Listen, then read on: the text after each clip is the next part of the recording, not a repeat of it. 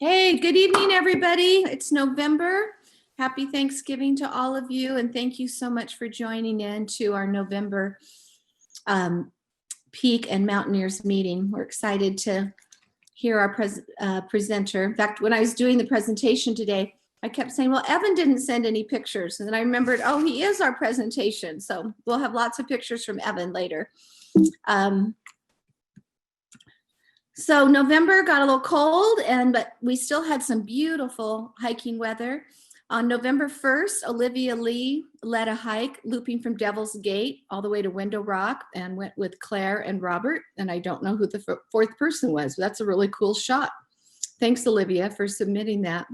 And then she just did another hike last weekend with Cecile and some other friends. And they did a one-way trip from Coyote Call all the way across the caldera to the Pajarito ski parking lot and set up kind of a shuttle system. So that looked like a really fun hike in some of the snow. Chris Foster led a hike with France Cordova into Diablo Canyon Butte. They said they saw a lot of rock climbers and up on the rills up there. Said it's a great place for rock climbing. And also just thought it was a really great winter hike. So if you're looking for a winter hike, you want some good sun exposure, that would be a really fun one to do. So thanks for submitting that, France. Rod McCready went biking with his buddy, Gene Cartelli. That's a great maneuver there in the mud and snow and under the log. So that was in Virgin Canyon. And then he also submitted a picture of Debbie hiking in a canyon up on Cebolita Mesa. It's looking a little cold. So Bill Podorsky had his fall trip in Moab, and it was just beautiful, beautiful weather. That there's just something about that cobalt blue sky against that red rock that is just so striking. So they had a wonderful trip. 4 or 5 went. Here's Patty Wall up on Mesa up there. There's Rob, who's always up on something, even a tree, great tree. And then they did Elephant Butte this year, and Patty and Bill and everyone rappelled off Elephant Butte. That's pretty cool. And there is a picture of Evan hiking into one of the arches. Not sure which arch that is, but beautiful weekend. We went hiking out on the Slickrock Trail. So it was really fun to see where Rob and Charlie had ridden the day before on their mountain bikes. And same thing, the contrast between the snow on the Los Alamos Mountains and the wonderful Moab rock was really cool. There's Kathleen and Patty and Kathleen's son, Charlie. So that was fun to go hiking with them and beautiful Moab. Zach Baker was able to get one last kayaking trip down the Rio Gorge. For 2020, super low, calm waters, but he still got in the water. So what do you need to do one more time for 2020 to enjoy this beautiful earth? We, Rob and I got a chance to get out to Lake Powell last month and didn't realize that Horseshoe Bend was something you could just walk to. It was super close to Lake Powell. So we went and saw that, and it is just amazing how the river can flow around an obstacle like that. So that was really a cool lookout spot. And here's my inspirational photo for the month. So this was out in some property out on Rancho de Valecitos, and somebody had left an axe in the tree, and the tree had grown up around it. So if you're feeling stuck, get up and keep moving, because the world's just going to keep growing around you. And that's my message for the month. Thanks, everyone, for all your wonderful pictures and all your contributions you've done this year. And I'm so glad you've been able to enjoy the beautiful outdoors, even with everything going on outside. So stay well, stay healthy, have a happy Thanksgiving. We've talked about our trip report map. We're also doing our community action grant program, which might not happen too much in the winter. But if you're thinking of a project that needs to be done, use the winter time to plan it and send us a grant, write up a grant for it and see what you need. And let's get prepared for the springtime to get out and get our trails in order and everything ready for us to enjoy. Still doing the PEEC challenge with PEEC. So if you maybe want to get one more 14er in this year, might be a little tight, but you can still do that. So today's speaker, Evan Rose, longtime friend of the Mountaineers, friend of the community. Evan was the president of the Mountaineers in 2016, in fact.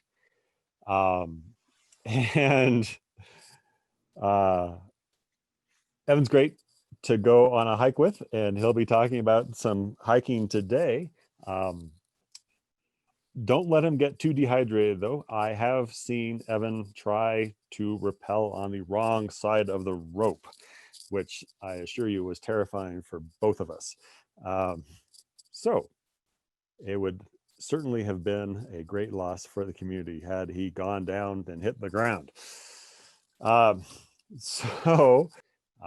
As always, thanks to PEEC for organizing and hosting these talks.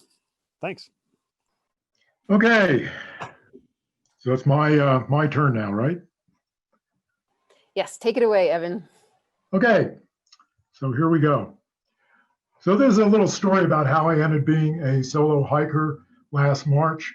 Went out to Lee's Ferry and did a week of hiking by myself. But originally there were supposed to be 5 of us. It was going to be 2 days of travel and 2 days of canyoneering.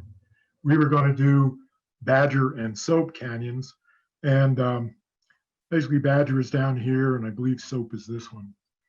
But the weather prediction for March 13th said 80% chance of rain. Turned out that the other 4 people who were supposed to go on this trip were all workers and would have to take vacation, and they didn't want to spend one day, maybe there are 2 canyoneering days, sitting around watching it rain. So that just left just me. So I decided to go out there anyway. I'm retired. And so I went out there and decided to go for 2 days of travel and a week of hiking, not canyoneering. I didn't have an itinerary when I left. So I was going to have to figure that out when I got there. And I did my usual travel plan. Being a retired person, I called ASAP, as slow as possible. So here's how I went. Usually I go either up in the north through Red Mesa, that's 7 hours and 36 minutes, or the southern route, 7 hours and 35 minutes.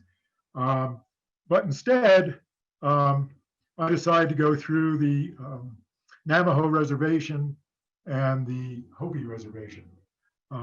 Really nice trip. Got to see a lot of scenery that I hadn't seen before. I was hoping maybe I could stop at the Hopi Reservation, maybe at their visitor center, but COVID was starting to go on and that didn't look possible. So anyway, I went out that way. It was a good way to go. I give a little description down here about how you might do it if you want to try the same thing. So I arrive. It's Friday, March 13th. It didn't really rain. There was heavy rain at wee hours of the morning that I could hear inside the room. So the prediction for rain was correct, but then it cleared up, as you can see here. So I went into the restaurant and they have these little books that you can borrow so you can read it at your table. So I looked at the book and I found out they had Michael R. Kelsey's guidebook. This is Hiking and Exploring the Paria River, 6th edition. So I bought it in the gift shop. So I started looking at that and started picking out hikes to do for this week that I had. So day 1, this was real simple. I didn't really need his book, but I decided I'd go up Spencer Trail, which is this very accessible trail, comes right out of the Lee's Ferry. You can go from the launch ramp and just walk up the trail. You get up to the top of the cliffs, nice views. And then in the afternoon, the idea was to hike Lower Cathedral Wash. And that's down here where it says Cathedral Canyon.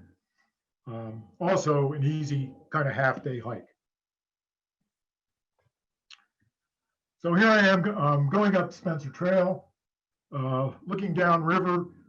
This is looking, or sorry, upriver in the Lee's Ferry area. Stone steps on the right. Interesting trail. Part of it's pretty well maintained and other parts not so much. You can end up finding yourself climbing over rock debris that's been falling across the trail, but it's still in reasonable shape. Up on top, you look back and you get to see Lee's Ferry. The boat launch ramp is down here. Any of you who've gone on the river trips through the Grand Canyon, starting at Lee's Ferry and ending up at Pierce's Ferry, will have started from here. So it'll be familiar to you. I myself have done that twice, so it's kind of fun to see these familiar areas. Then up at the top, you get to look down on the Paria River. That's this guy over here. And then there's Lonely Dell Ranch, which is kind of here and off to the left. So nice views from up there, good vantage point. You're about 1,600 feet up above Lee's Ferry. So then also you can roam around up there, and there are various little places you can hike to, and you can get yourself in trouble if you want. But here's a nice view looking down on the Colorado River again. This is just a little upstream of Lee's Ferry. So after doing that in the morning, I decided it was time to do Lower Cathedral Wash. And this is really accessible. It's basically a couple miles off the main highway. You stop, park your car, and start walking down this wash. Only takes about a half day. The full round trip is 3.3 miles. You only change about 400 feet in elevation. And so this is the start right near the trailhead. What's kind of cool about this is you go through different formations. So that dark brown is the Moenkopi Formation, and it sits on top of this limestone, which is the white formation. So on the left, you can see you're just starting to get into that Kaibab limestone. And then on the right, I've descended into it and walking along the wash. And it's kind of cool. There's some narrow sections, and there's a little bit of route finding, but you follow the cairns. And you down climb here and there. They're pretty easy down climbs, but it's not hard to do at all. And sort of as evidence of that, here's a couple. They brought their dog. The man brought his tripod and his high-end camera, and they're having a good day out. So now we get a little bit lower into it, and there's a lot of visual appeal here because there are a lot of turns. The scenery is constantly changing. I just had a great time on this hike. Here it starts to get a little more narrow. Actually slots up a little bit. Remember I said that there was some rain earlier in the day, wee hours of the morning. And so there was a little bit of mud and water in this canyon, in this wash. So getting to the end of the wash and looking back, this is a view that you get. Really kind of impressive. It's gone from basically ground level and there's no discernible canyon, and now you're down, you've dropped about 400 feet, and you have some nice walls here.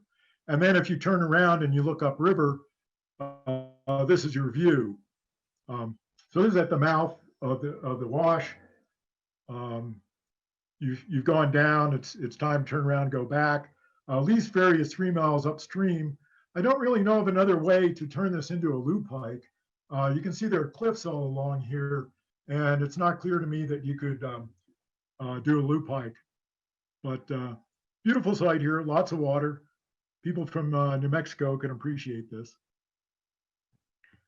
So then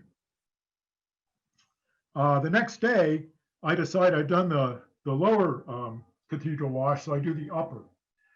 So this was, I let myself have a full day for this. And the upper wash is basically here. So I'm going to go up here. Oh, sorry, that's the lower wash. Here's the road, and I'm just going to go up the upper wash now.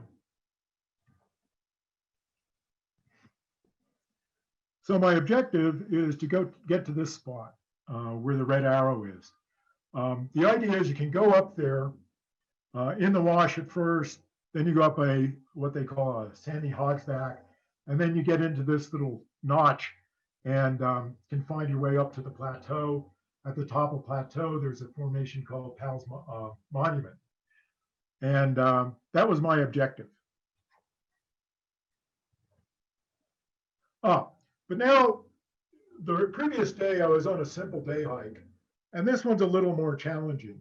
So I thought I'd just take a little break here and tell you what I use on my hikes. So I always carry 2 liters of water and some food. I take 2 headlamps. And the idea there is that a headlamp weighs almost nothing, and rather than take spare batteries, I take the whole spare headlamp. Fleece to stay warm, waterproof jacket with hood, knit hats and gloves, once again to stay warm. This is March after all. Sun hat, sunblock, and sunglasses, waterproof camera, and what I do is I take pictures of the guidebook pages that I'm going to use that day. My phone with the GPS, I preload the maps, and I have a spare battery. Fabrics for my clothing are all synthetics. In case I get wet, I don't want to get cold. Hiking shoes with good grip, essential. Some minor medical supplies. I don't really carry a full medical kit. And a lightweight backpack to put all this stuff in. In my vehicle, I carry some things so that I can do resupply, and also I can do car camping. So it's a 4-wheel drive SUV. I got a good spare tire and air pump, a couple gallons of water or more, food and stove, first aid kit and toiletries, sleeping bag and pad, spare clothing, laptop and power supply. I often load up the laptop with information about where I'm going, and then my guidebooks. And then of great importance for these hikes is attitude. So it's self-reliance, it's some enthusiasm mixed with caution, and then willingness to change the agenda as circumstance dictate. So I don't stay set on, I'm going to make that objective or bust, and you'll see that later in the talk.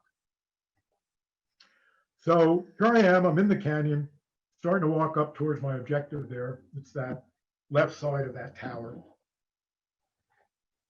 Beautiful rocks. I am really enjoy taking pictures of rocks. I like the patterns. Here there's some nice colors going on.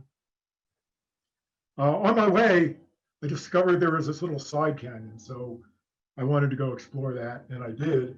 Followed it until it ends, like many side canyons do, in a dry fall or a pour off over here on the right. Back in the canyon, you can see that the weather was possibly turning. It clouded up a bit, but nothing really happened this day. So the weather held.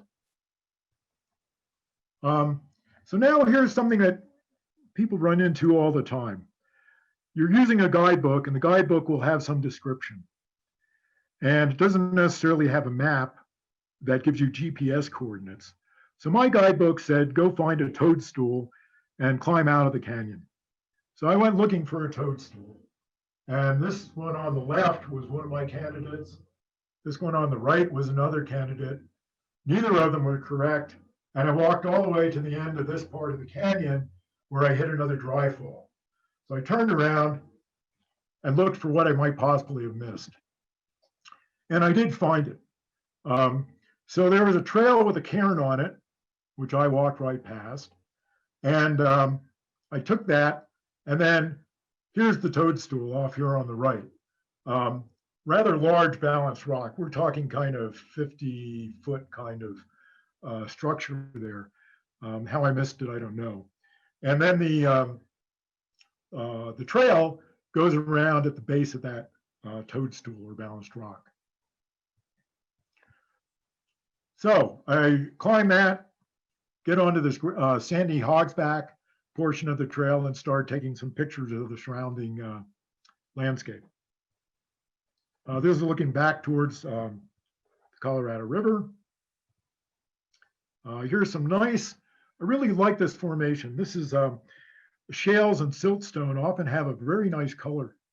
And it's also very soft. So this stuff erodes very, very quickly. If you step on it, you leave a footprint. I believe this is part of the Chinle Formation. Looking north, back up towards Lee's Ferry. And then some nice, interesting rocks. This was a boulder that I thought was peculiar because it basically had bedding structures that crossed, and it was on a boulder. So I thought that was kind of cool. Once again, heading toward my objective, you can see the sandy and grassy hogsback I'm walking up. But when I got there, it was strenuous to get there. You had to climb this sort of ridge that's sand and loose rock, and managed to get my way up there. And then I looked off to the left, and I'm trying to get into here. And basically, my guidebook said I had to climb up here somehow, go across one of these ledges, and then continue on back behind the tower. And to give you an idea, close-up of what that kind of environment is, the terrain, it's this sort of stuff. And I was by myself, and I thought, well, I'm not really willing to do that. And so I changed my plan. So what I decided to do, if you remember, there was that pour off that end of the canyon when I was looking for the toadstools. Well, above that, the canyon continued, this part of Cathedral Wash. So I thought, well, I'll go down in there and I'll explore and see what it has to offer. And it was kind of cool. So I walked down. On the left, you see this ravine that I walked into. And then some nice formation, some more of this colorful siltstone down there in this wash. And then on the right, you see that there was some water from the previous day's rain. And it looks kind of muddy and sandy. And I walked along this for a while. And then I discovered that there was a place where some rocks had made a little dam. And it still looks solid, but I stepped in it and it turned out it was kind of quicksand. I went up to kind of my knee. And so I quickly got out of there and decided I was done with this wash. So I climbed out. So this is looking back on the path where I climbed out. And this is a little higher on that path. This was not easy going. It was steep. And like a lot of the terrain there, just sand and loose rock, and nobody else had really been going here. So I was making my own trail. Okay, so that was the end of that day. And I decided I'd go back to Spencer Trail again. And this time there's a loop you can do. You take Spencer Trail to Dominguez Trail and come down back into that Paria River. So I read the hike description, but Dominguez Trail is not well marked. And actually a friend of mine told me about her experience, and they went out and it was rather difficult to find. You're walking basically along the cliffs there, looking for the way down, and it's not obvious. And then the trail is not well marked, and you end up doing a lot of bushwhacking. So I'll take you on the hike that I did do. So here I am up once again at the top of the Spencer Trail. I'm looking into, this is the lower reaches of Glen Canyon. The name of the canyon changes its name from Glen Canyon to Marble Canyon right around Lee's Ferry. So this is Glen Canyon, and upstream is Lake Powell, And so the water here is all pretty clear because all the sediment's being collected behind Lake Powell. Some really nice rock formations, heavily eroded. Nice cliff here. I love the textures of this sort of thing. And then this rather peculiar rock. And I don't really know what forms this. I'm getting very curious about this. The more I hike, the more I realize I need to study geology. But then this hike actually has a bit of a drawback in that it's easy access, and you can see that arrow to the lower left is pointing to a collection of cars and other vehicles that have driven in here on a dirt road. And the upper arrow is pointing to some communication tower. So that, you know, for those of us who try to be purists, it kind of spoils the experience. I did walk on and go past that. Well, I talked to the people down there in their vehicles, and I walked over past that communication tower. But after that, and seeing all these roads, I decided I was just going to turn around and go back. Plus, I didn't want to try to find that Dominguez Trail. But here's one last picture. Paria River down below, and an interesting, at least to me, formation over here, this kind of circular formation, which I thought was really cute. Really like the colors in this picture too. So I didn't get to Dominguez, and this was the end of the day, so on to the next day. Oops. So this is day 4. So now I'm actually going to get out of the Lee's Ferry area, and I'm going to go to the Vermilion Cliffs. So this is an area, starts out at Jacob's Pool, about 20 miles from the Marble Canyon Lodge. That's where I was staying at the time. And it's a neat little loop hike that Michael Kelsey gives a description of. It's a full day. If you just do the kind of straight lines and add up the mileage, it's about 5 miles. And you basically go up one crack, the north crack, and you come down the east crack. So North Sandhills crack, the East Sandhill cracks along the top of the cliff. And what's kind of interesting is that East Sandhills crack has a trail, an established trail, but the north one really doesn't have an established trail. So you do a little bit of route finding there, but Kelsey does a good job of explaining the path. So here's Jacob's Pool. There's this kind of ruined building there. If you go around the other side, you'll see there's a big crack where the stone walls are kind of parted. So it's all pretty much in ruin here. And that's where I'm heading. I'm heading for that North Sandhills crack. And you can see it's kind of steep going up. The key is there are a lot of these kind of areas, cracks as it were, and the one on the right, marked North Sandhills crack, that one goes. I don't believe this one on the left does go. So without a guidebook, you might find yourself getting cliffed out. So I'm hiking up it chronologically, start on the left and go to the right. So I saw this little tower there. I thought this was kind of cool. My guidebook actually said go to the left, but I got intrigued about going to the right. So I went up this fairly steep place, and it went pretty well. On the right, you can see looking back from the way I've come. And continuing up, once again, chronologically from left to right. On the left, I'm looking back down my path. On the right, I'm looking back down the path and out over towards the Paria Plateau, and similar on the right. Once I'm up there, this was kind of neat. I found some rocks with very interesting textures to them.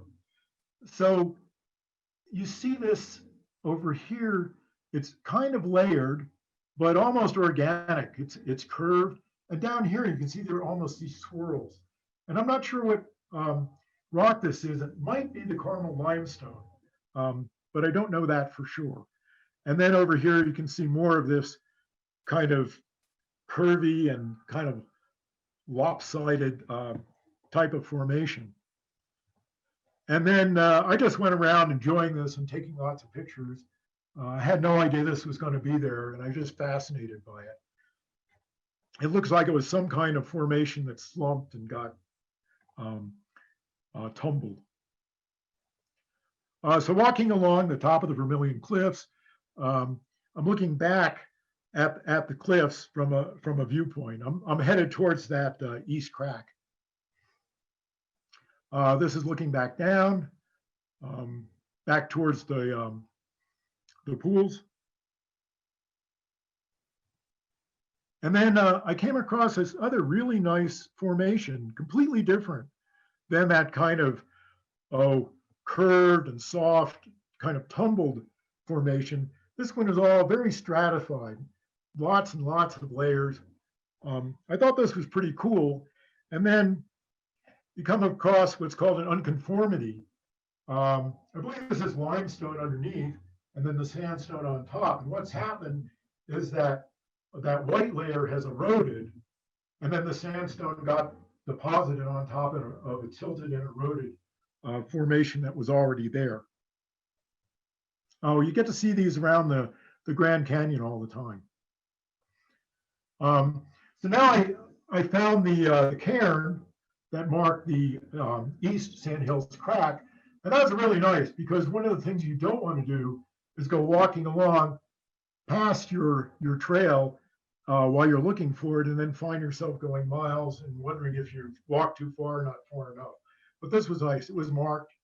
And on the left, you see the trail down, which was pretty good and in much better shape, actually, than the North Sandhills crack. And then on the right is a little picture of descending the trail. And I believe this little trace here is part of the trail off in the lower part of that picture. So that was the end of day 4 at Jacob's Pool.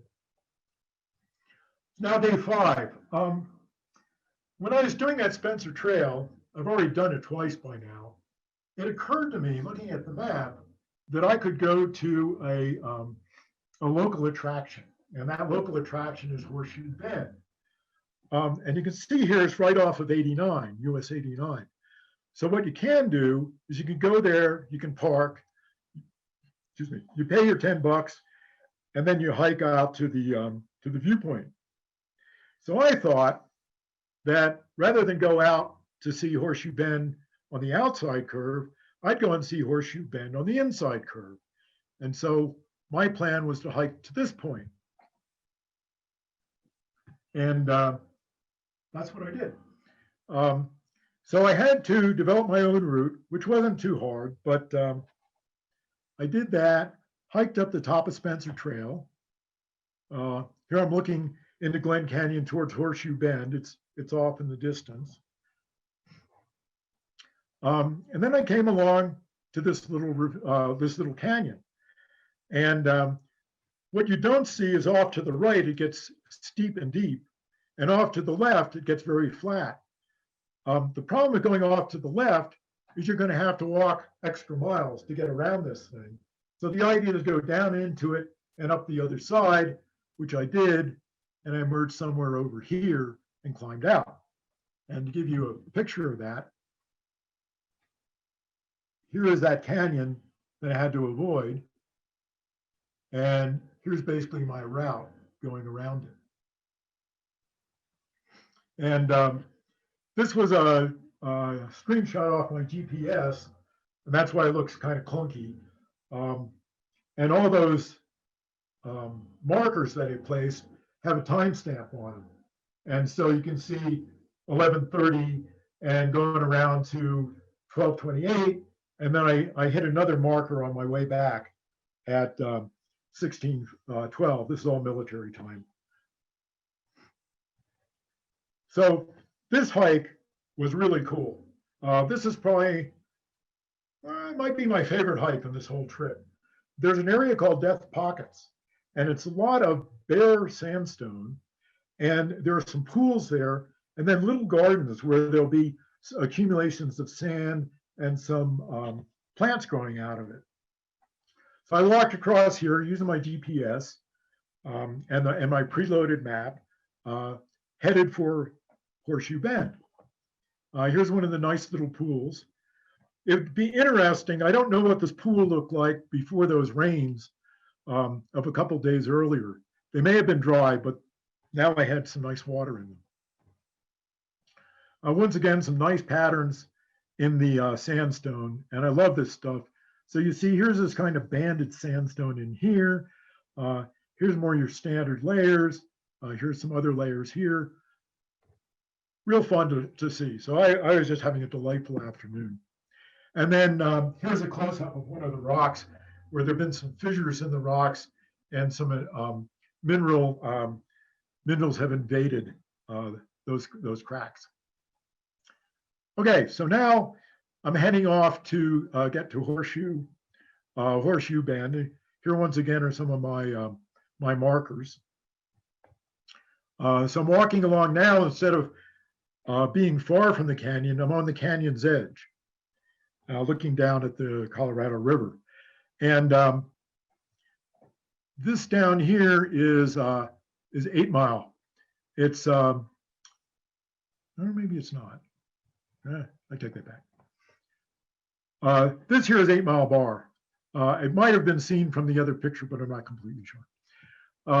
So this is at the bottom of Horseshoe Bend, and I had my lunch here. And if you look up, this is a magnified picture here, but there are people over there, probably all taking pictures, and saying, gee, there's somebody in this picture that really spoils it for me. Hopefully not. And then if you look down, you see there are boaters down here in the river. And then here on 8 Mile, there's a little hut down here. I think maybe that's a restroom. And you can see that the water is very clear here. Remember, this is all below Lake Powell. So anyway, I had a beautiful day off the beaten track. I didn't see a single person on my, once I left Spencer Trail and got on the plateau there, I didn't see anyone except for the people who were across the way at Horseshoe Bend. Took 9.5 hours, lots of fun, saw some great sights. So the next day, I ended up doing kind of an easy day. I went down what's that Lonely Dell Ranch. I call this a stroll. And I did kind of an afternoon scouting hike at Bonal Springs. So Lonely Dell, there's this little ranch and you can go and pick fruit in season. Of course, this was spring, so I could enjoy the flowers or the blossoms, but no fruit picking. There's a little, I think there's a heron over here in the river. So as I walked along, the Paria River is really silt laden. And I was interested in the kind of contrasted complementary colors. And that was the most interesting part of this hike. And you see some nice, almost mauve, some pale green, brown. This I found interesting because there was a brown layer that got deposited and then the river came along and started eroding again, exposing this white layer underneath it. Okay, so I took that easy hike and then I decided I'd go over to Bonal Springs and just sort of scope it out. I was a little worried about this one because I didn't really know exactly how the trail went or how the route went.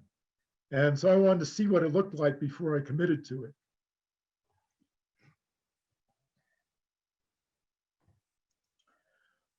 So here I am looking at the Vermilion Cliffs. and I'm on my my scouting run in the afternoon.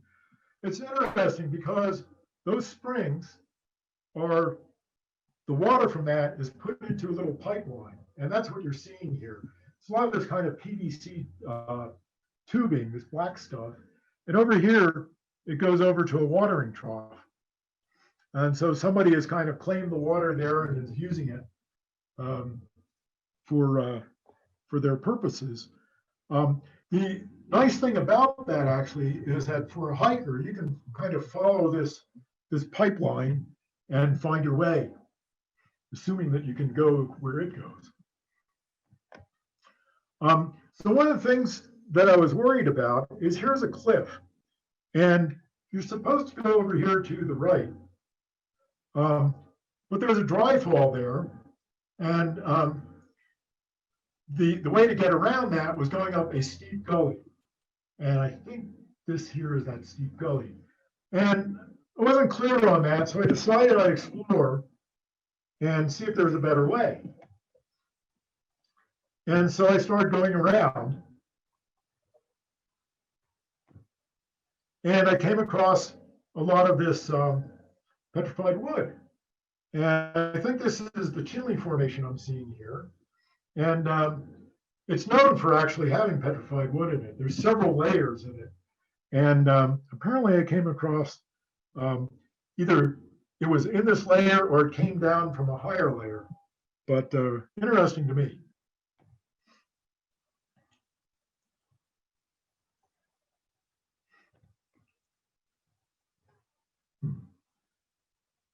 So I'm doing this hike, it's an all-day hike, 9.5 hours, and you can see where I need to end up. It's that that red arrow up there. That's my objective.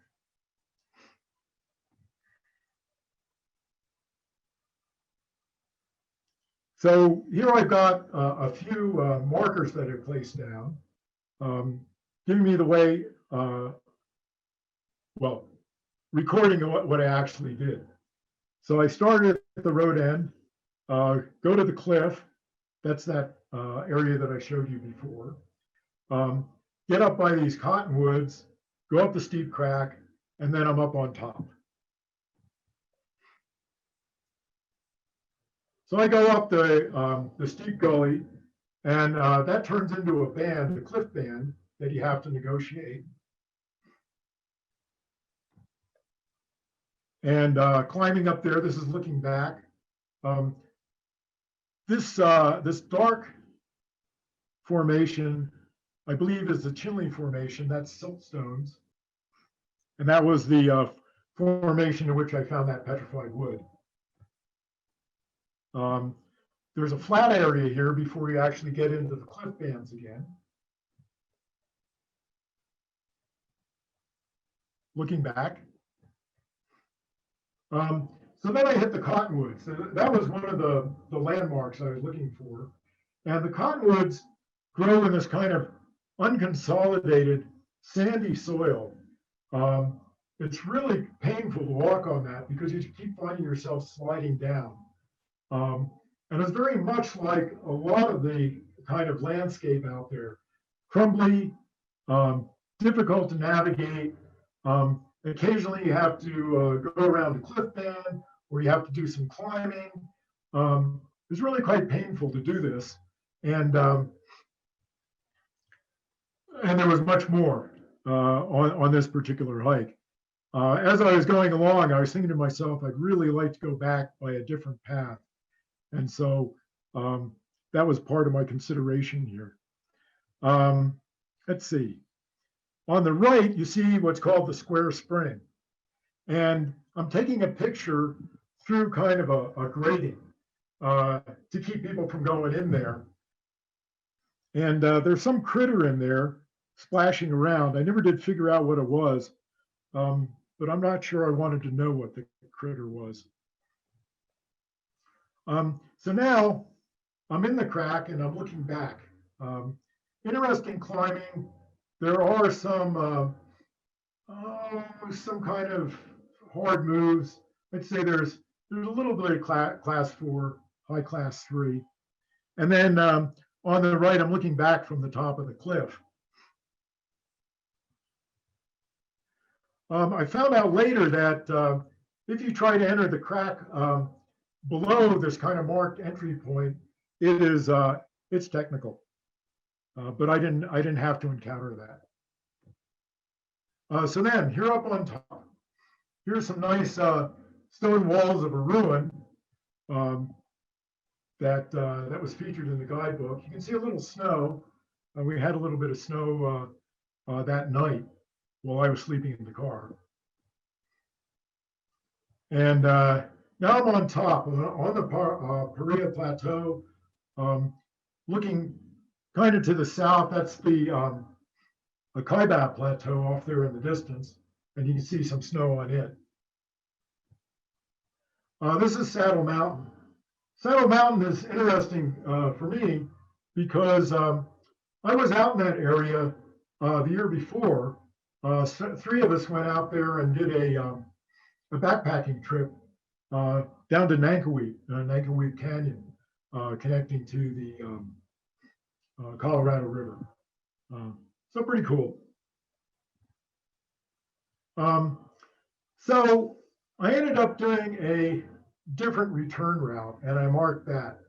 I had seen from the top that there was a ridge, and then I could go down here and get into a water course, and I could continue down the water course and get out on flat ground. The only thing that worried me was whether there might be a dry fall in the water course that prevented me from continuing. But it turned out there wasn't. There was a lot of boulder hopping to get down to the level ground, but that was just fine. And you can see some of the ravine here on the right.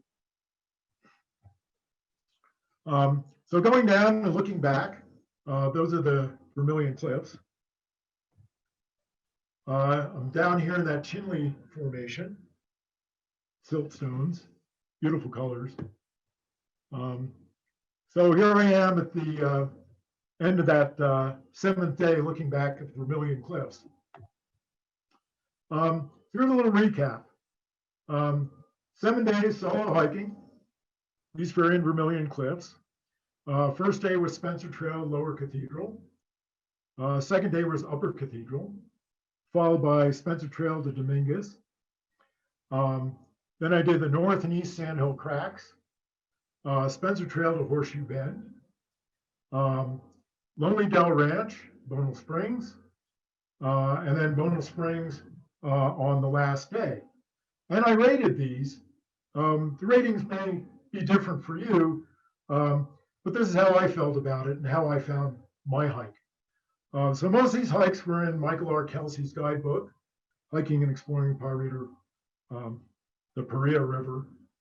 And lodging. I spent 3 nights at Marble Canyon Lodge, 3 nights at Lee's Ferry, 2 nights at Bonal Springs. Itinerary was subject to change due to my circumstances, and the GPS was essential.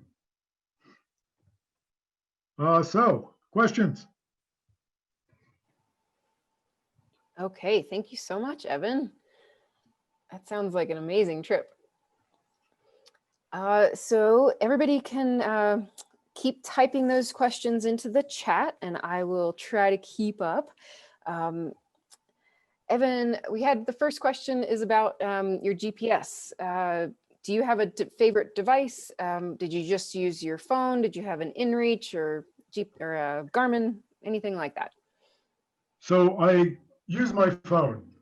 That way I don't have to carry a separate item. And I use one called Backcountry Navigator. And that served my purposes. And I did not have an InReach. All right, so let me get to the next question. Kelly wants to know, do you carry a personal locator beacon when you solo? So something like a spot locator? I do not, but I need to add a caveat to that. I bought myself one after a recent incident. So in the future, the answer will be yes. And I highly recommend that. All right. How's your phone reception in that area? It was spotty. I was not relying on that. Yeah, that's about all I can say. Yeah, I thought you said you had downloaded the maps ahead of time, and you mentioned an app. Maybe we can. Yes. So one of the reasons I take my laptop with me is when I'm in a hotel, like when I was at the lodge, Marble Canyon Lodge, I was able to do internet there. And I also download onto my phone a lot of the maps. So a lot of this GPS applications, there's ability to download maps. So you can do that ahead of time. And what I try to do is get a wide area map downloaded. So I'll have everything I need. All right. What about charging devices like that when you're on the road? So in my car, I have one of those chargers that works off the cigarette lighter.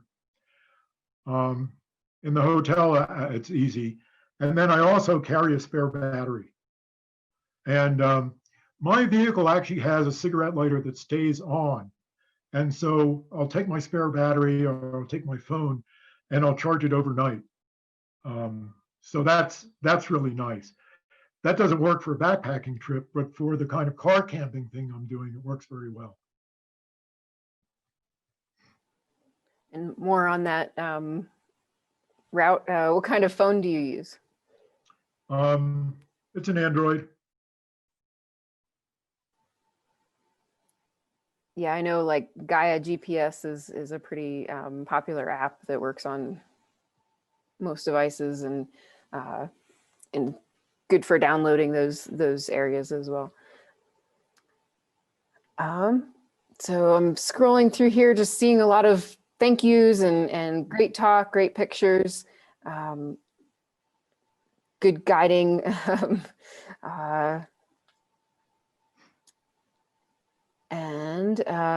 Oh yeah, we had a couple questions. Did you bring any rope?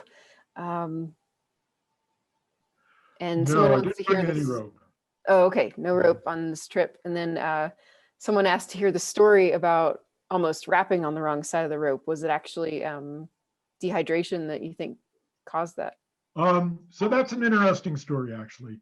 I believe we were in Spry Canyon, and I think that was my first trip to Zion with the Mountaineers Canyoneering group.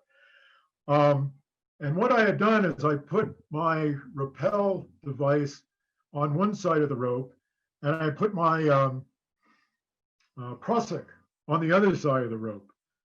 And so I won't debate with Zach as to whether my rappel device was on the correct side or not. But that day was very hot, and we were all running out of water. And after that year, instead of having our canyoneering trip to Zion, our yearly canyoneering trip in July, we moved it more to September or October, kind of for that reason. It is just really hot, and you run through the water very quickly. Awesome, thank you. We had a couple people suggesting other apps like Avenza. And yeah, another Bill asking, was this the incident that led you to getting a spot type device or thinking that you should next? No, that incident happened in the end of July. I was doing a solo hike, Wilson Peak and Gladstone Peak. I was doing both of those in a single day. And it's the hike is along a ridge that has a lot of really crummy rock. And in that case, I was on a kind of unstable footing, so I reached up to steady myself and pull myself up on a rock. And much to my horror, I ended up holding that rock in my hands as I fell over backwards. So that I broke my right ankle in that incident, and I did a little self-rescue. Took me a couple of days to get back to my car, and then talking to my friends and my wife, we decided I should get an inReach. So I now own an inReach. But if those are all the questions, I just want to say thank you again, Evan. And yeah, lots of people just chatting in saying that they love the photos and the especially the textures on all the rocks. Let's see, and yeah, it was really fun to share these hikes with you. And oh, gosh, of course, there's more questions coming in. Did you see any wildlife on your hikes? Not really. I saw very little. I mean, some birds, but no, nothing, nothing, no major mammals. And also Zach notes that the Mountaineers do have a beacon to lend for Mountaineers trips. So if anybody needs more information about that, you can reach out to the Mountaineers. One more question about any interesting plants, any native plants that you could ID on the hikes. No, no, I don't really know that much about plants. I will say kind of in that kind of general area of identifying, what I keep finding is that I wished I studied more geology, because these rocks are interesting. They're fascinating. At one point, I found some rocks that had a white coating on them. I didn't take a sample, but I understand that sometimes there's thin layers of gypsum on some of these rocks in this area. So I think, your appreciation of any kind of hike really improves if you've got, if you've got the ability to identify things. It adds interest to your hike. Highly recommend that people find an interest and pursue it. All right. More notes about what else the Mountaineers have to loan. Some snow gear, like beacons and shovels and probes for the winter coming. All right, and more thank yous for sharing, Evan, and that might be it. All right. All right. So thanks again, everyone, for tuning in tonight. Thank you, Evan, for sharing your trip with us, and we'll hopefully see everybody soon for another talk on Zoom and someday in person as well. All right. All right. Have a good night. Good night.